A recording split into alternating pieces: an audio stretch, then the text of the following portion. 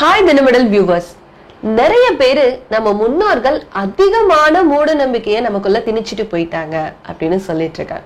But இப்போ இருக்க காலகட்டத்துல அது எல்லாமே மூட நம்பிக்கை கிடையாது. நம்ம முன்னோர்கள் பண்ண ஒவ்வொரு விஷயங்களுக்கும் பின்னாடி ஏதோ ஒரு சயின்டிபிக் ரீசன் இருக்கும். ஸோ அப்படின்ற விஷயங்களை இப்போ இருக்க காலகட்டத்துல நிறைய அப்டேட்ஸ் சோசியல் மீடியாவோட ஹெல்ப்னால நம்ம தெரிஞ்சுட்டே வரும். அந்த வகையில வாஸ்து அப்படின்றது ஒரு சின்ன கேள்விக்குறியாவே இருக்கு. உண்மையிலே அது ஒரு மூட நம்பிக்கையா? வாஸ்துலாம் இருக்கா? அதெல்லாம் நடக்குமா? இல்ல அது சயின்டிபிக்கலா ஏதோ இருக்கா? இப்படின்னு நிறைய டவுட்ஸ் நமக்குள்ள வந்துட்டே இருக்கும். சோ அந்த வகையில வாஸ்து அப்படின்றத பத்தி ஃபுல்லா தெரிஞ்சுக்கிறதுக்காகவே வளம் தரும் வாஸ்து அப்படின்ற இந்த நிகழ்ச்சி மூலியமா நீங்க தினமடல் வியூவர்ஸ் நிறைய பலன்களை அனுபவிக்கலாம்.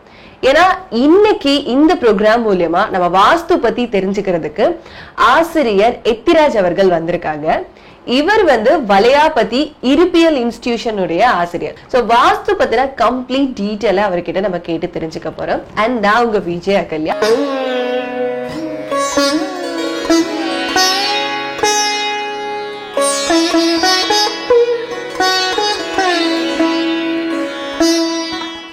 வளம் தரும் வாஸ்து நிகழ்ச்சிக்கு ஐயா உங்களை வரவேற்கிறோம். ஃபர்ஸ்ட் எங்களோட கேள்வி என்ன அப்படின்னு கேட்டீங்கன்னா, வாஸ்துனா என்ன? உண்மையிலே அது மூட நம்பிக்கையா இல்ல அறிவியல் சார்ந்ததா? தினமடல் யூடியூப் சேனலுக்கு நான் கூப்பிட்டு இன்டர்வியூ எடுத்ததுக்கு என்ன இந்த வாஸ்து பற்றி சந்தேகங்களை தெளிவுபடுத்த வியூவருக்காக தெளிவுபடுத்துறதுக்கு என்னை கூப்பிட்டதுக்கு தினமலர் செய்தி நிறுவனத்துக்கு முதற்கண் நன்றியை தெரிவித்துக்கிறேன். அடுத்தது பார்த்தீங்கன்னா, இந்த கலையை எனக்கு கற்றுக் கொடுத்த ஆசிரியர் முதல் குரு எனக்கு ரவி ரமணான்றவர் தான் கற்றுக் கொடுத்தார்.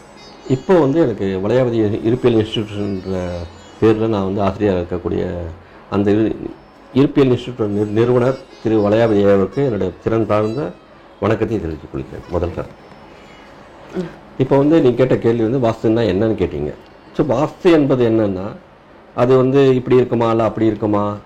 ஜென்ரலாக ஒவ்வொருத்தரும் ஒரு வாஸ்து நிபுணர்னு சொல்லும்போது ஒவ்வொருத்தரும் ஒவ்வொரு ஆங்கிளில் திங்க் பண்ணிகிட்டே இருக்காங்க. வாஸ்துன்றது இப்படி இருக்கும் அப்படி இருக்கும் அப்படி இருக்கும். பட் வாஸ்துன்றது என்னென்னா, வாஸ்து சாஸ்திரம் சொன்னாவே அது ஒரு சான்ஸ்கிரிட் வார்த்தை. அது முதல்ல ஃபர்ஸ்ட் ஆஃப் ஆல் அதுலேருந்து வாஸ்துன்றது இதை நம்ம தமிழாக்கம் பண்ணாங்க முதல்ல ஆரம்ப கட்டத்தில்.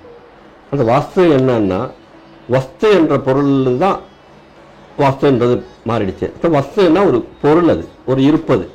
அது எதனோட இருப்புன்றதை பற்றி அது டீட்டெயிலாக யாரும் கொடுக்கல.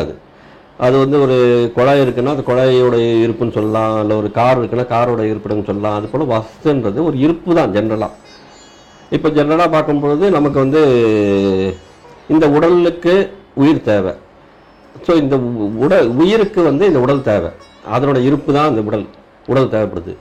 ஸோ உயிருக்கு உடல் தேவைன்றது போல் இந்த நம்ம வசிக்கக்கூடிய இடம் நம்ம மனிதர்களுக்கான தேவைக்காக தான் இந்த ஒரு கட்டடத்தை நம்ம கட்டுறோம். இதுதான் வாஸ்துன்றது. ஜென்ரலான ஒரு சயின்டிஃபிக்கான ஒரு விஷயம்தான் இது வாஸ்து என்பது. நம்ம நினைக்கிற போல் மூட நம்பிக்கையோ இல்லை அதுவும் இல்லை. இது பியூர் சயின்ஸ் தான். இது அந்த காலத்தில் எல்லாமே நீங்கள் சொன்ன போல் எல்லாமே அறிவியல் படி தான் நடந்தது. ஆனால் அவங்க அறிவியலும் தெரியாமையே எல்லாத்தையுமே ஒரு போர்வே ஜஸ்ட் சொல்லிட்டு போயிட்டாங்களே தவிர இது அறிவியல். ஆனால் இன்னைக்கு பார்த்தீங்கன்னா எல்லாத்தையுமே நம்ம அறிவியல் பூர்வமாக நிரூபிச்சுட்டு இருக்கோம். அன்றைக்கி அவங்களால நிரூபிக்க தெரியல. அன்றைக்கி வாழ்ந்த காலகட்டத்தில் மக்கள் நம்ம இப்போ இருக்க மனிதர் கூட மிக சிறந்தவங்களாக இருந்தாங்க. ஆனால் அவங்களுக்கு இது அறிவியலும் தெரியாமல் அவங்க இயற்கையாக வாழ்ந்து அதை கொண்டு போயிட்டு இருந்தாங்க. இப்போ வாஸ்துன்னா ஜென்ரலாக பார்க்கும்போது இது பியூர் சயின்ஸ் தான். அதை தவிர வேறு எதுவுமே இல்லை. இது மூட நம்பிக்கை இல்லை. பியூர் சயின்ஸ் 100% எல்லாருக்குமே பியூர் சயின்ஸ்ன்னு சொல்கிறத முதல்கள் நான் தெரிவிக்கிறதுக்கு விரும்புகிறேன். எப்படி அது பியூர் சயின்ஸ்னு சொல்றீங்க? எப்படி பியூர் சயின்ஸ் அப்படின்னா எந்த ஒரு பொருளுக்குமே ஒரு ஆற்றல் தேவை. எந்த ஒரு பொருள் இருந்தாலும் அதுக்கு ஆற்றல் இருந்தால் தான் இயங்கும். அது இல்லைன்னா இயங்காது. சூரியன்லேருந்து நமக்கு வெப்பம் கிடைக்குது. அதே போல் காந்தத்திலேருந்து நமக்கு காந்த சக்தி விசை வருது. ஸோ இது ரெண்டுமே சேரும்போது தான் மின்சாரம் தருது. ஸோ மின்சாரத்தினால தான் இன்றைக்கி எல்லாமே நடக்குது. இன்றைக்கி உலகத்தில் எது இருந்தாலும் அது இல்லை. அதுபோல் இந்த ஒரு வீடுன்றது என்ன பண்ணோம்னா, வடக்குலேருந்து வரக்கூடிய காந்த தன்மையும் கிழக்குலேருந்து கிடைக்கிற சூரிய வெளிச்சத்தையும் சேர்ந்து அந்த வீடு ரிசீவ் பண்ணி வச்சுட்டு அதுக்குள்ளே ஒரு சர்க்யூட் ஃபார்ம் ஆகுது. நம்ம கண்ணுக்கு தெரியாத ஒரு சர்க்யூட் ஃபார்ம் ஆகிட்டு அது வேலை செய்யுது. அங்கே இருக்கக்கூடிய மக்கள் உயிருள்ள மக்களா இல்லை நாயா இல்லை பூனையான்றது அது இன்மெட்டீரியல். அங்கே யார் வந்தால் அந்த தன்மையாக அந்த வீடு வந்து தன்னை மாற்றிக்கும். அதுதான் இந்த வாஸ்துன்றதுக்கு. இது பியூரா வந்து சயின்ஸ்னு 3 தடவை நான் சொல்லிக்க விரும்புகிறேன். சோ கம்ப்ளீட்டா ஒரு எனர்ஜி டிபெண்ட் பண்ணதுதான்.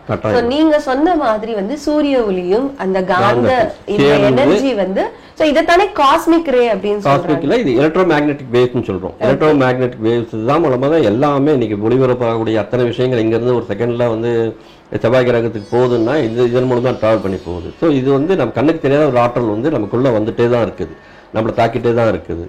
இது வந்து பியூர் சயின்ஸ்ன்றது மறுபடியும் இருக்குது. ஸோ இப்போ நீங்க சொன்னீங்க வாஸ்து அப்படின்றது வந்து கம்ப்ளீட்டா சயின்ஸ் தான். ஆமா. ஸோ ஒரு வீட்ல வாஸ்து எப்படி சயின்டிஃபிக்கா நம்ம ஃபீல் பண்றது, எதை பார்த்து வந்து இது வாஸ்து, இப்படிதான் வாஸ்து, இதனால தான் வாஸ்து அப்படின்றது வந்து வீட்ல கொண்டு வந்தாங்க அப்படின்னு நம்ம தெரிஞ்சுக்கிறது எப்படி தெரிஞ்சுக்கிறோம் அப்படின்னா, இப்போ நம்ம வந்து நம்மளுடைய அனுபவம் இருக்க ஒருத்தருக்கு 30 வயசுன்னா அந்த 30 வருடங்களா ஒரு ஏதாவது ஒரு வீட்டுல வசிச்சிருப்பாரு இல்லைங்களா. அப்போ அந்த வீட்டில் வரும்போது அந்த அப்பா அம்மா எப்படி இருந்தாங்க, அவங்க குழந்தைங்க எப்படி இருந்தாங்க, அந்த தாத்தா எப்படி இருந்தாங்க, இந்த வீட்டில் இருந்து இந்த வீட்டுக்கு வரும்போது என்னுடைய நிலை வந்து திடீர்னு மேலே இருந்து கீழே வந்தேன், இல்லை கீழே இருந்து மேலே போனான்ற ஒரு நம்ம கேள்விப்படுறோம். அப்போ எங்கேயோ ஒரு இடத்துல வந்து அந்த வீடு வந்து நல்ல அமைப்பு போது அவங்கள வந்து மேல் அடுத்த தளத்துக்கு கொண்டு போகுது. தவறான அமைப்பில் அவங்க அங்கே குடியேறும் பொழுது மேல இருந்து கீழே வராங்கன்றது நம்ம புரிஞ்சுக்கலாம். இதுல இருந்து நீங்க முன்னாடி சொன்ன மாதிரி சூரிய ஒளி, காந்த சக்தி, சோ இது ரெண்டுமே வந்து ஒரு வீட்டுல எந்த திசையில இருந்து நமக்கு கிடைக்குதோ சோ அது நமக்கு கொடுக்கக்கூடிய பலன்களை தான் நம்ம வந்து இருப்பியல் வாஸ்து அப்படின்னு நம்ம எடுத்தோம்.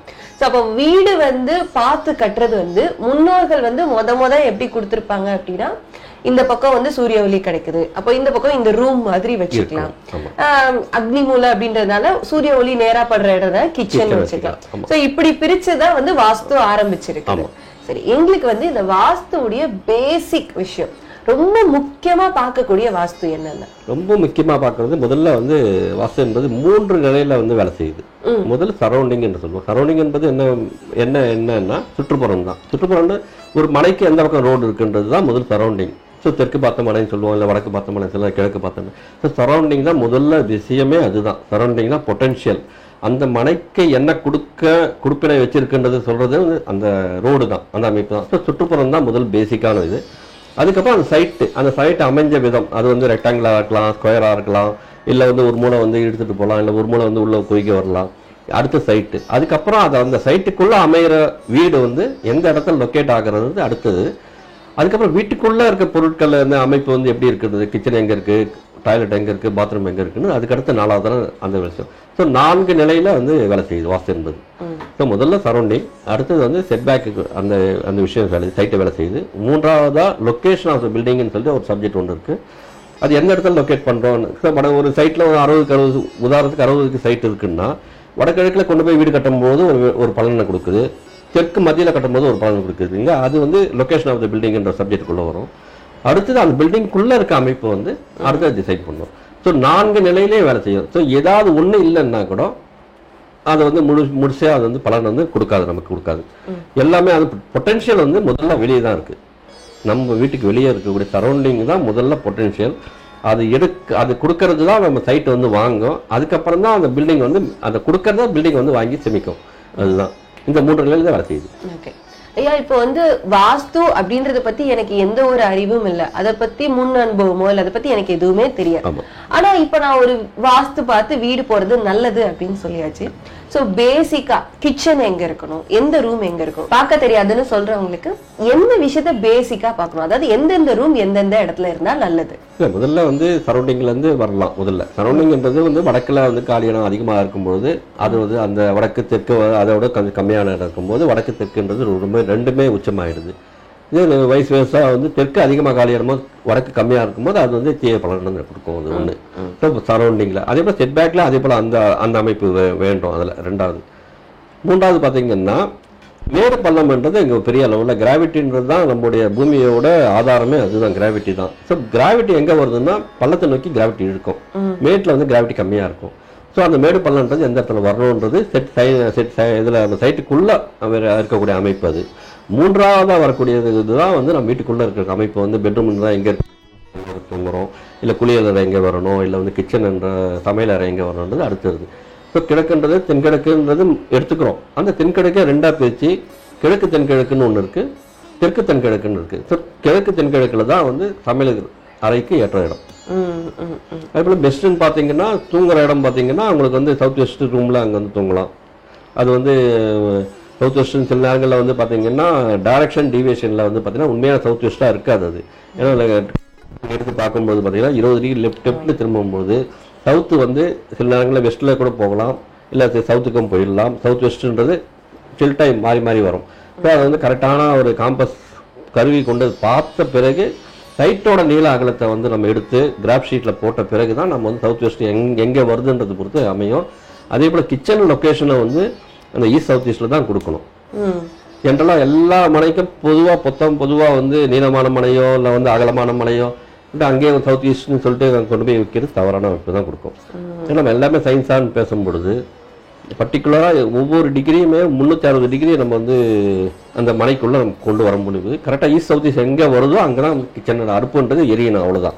மற்றபடி வேறு வந்து நம்ம நினைக்கிற மாதிரி கண்ணில் பார்த்து சவுத் ஈஸ்ட்னு சொல்லிட்டு அங்கே வச்சிங்கன்னா அது வந்து டைரக்ஷன் படி பார்த்தீங்கன்னா சவுத்தாவோ இல்லை ஈஸ்ட் நெகட்டிவாக சில நேரங்கள் மாறும்பொழுது அந்த பலனை அங்கே இருக்கவங்க அனுபவிப்பாங்க. இப்போ நீங்கள் சொன்னது படி வந்து எந்த இடம் பள்ளமா இருக்கோ அங்கேயும் நெகட்டிவ் எங்க இருக்கோ அதாவது பாசிட்டிவ் நெகட்டிவ் வந்து பாக்குறது எதுலன்னா பள்ளமா இருக்கிறதும் மேடு இருக்கிறது. அதுக்கு முக்கியமா பார்க்க போறது வந்து சரௌண்டிங் தான் மெயின். சரௌண்டிங்ல இருந்து அடுத்து வந்து சைட்டுக்குள்ள வரும். இன்னொரு விஷயமும் நீங்க சொன்னீங்க, சோ எங்களுக்கு அது வந்து ரொம்பவே புரியுற மாதிரி இருக்கு. ஏன்னா நிறைய பேர் நாங்க வாஸ்து பார்த்து தானே வீடு கட்டணும் அப்படின்னு சொல்லுவாங்க. பட் உண்மையிலேயே வந்து நம்மளுடைய பூமி வந்து அந்த 23.5 டிகிரி சாய்வா இருக்கனால நம்ம இப்ப இது வடக்குதான் அப்படின்னு கரெக்டா சொல்லிட முடியாது. சோ அதனாலயே நிறைய பேர் வந்து நாங்க வாஸ்து பார்த்து கட்டணும் அப்படின்னு சொன்னதுக்கு அப்புறமும் கூட பிரச்சனைகள் இருக்கு.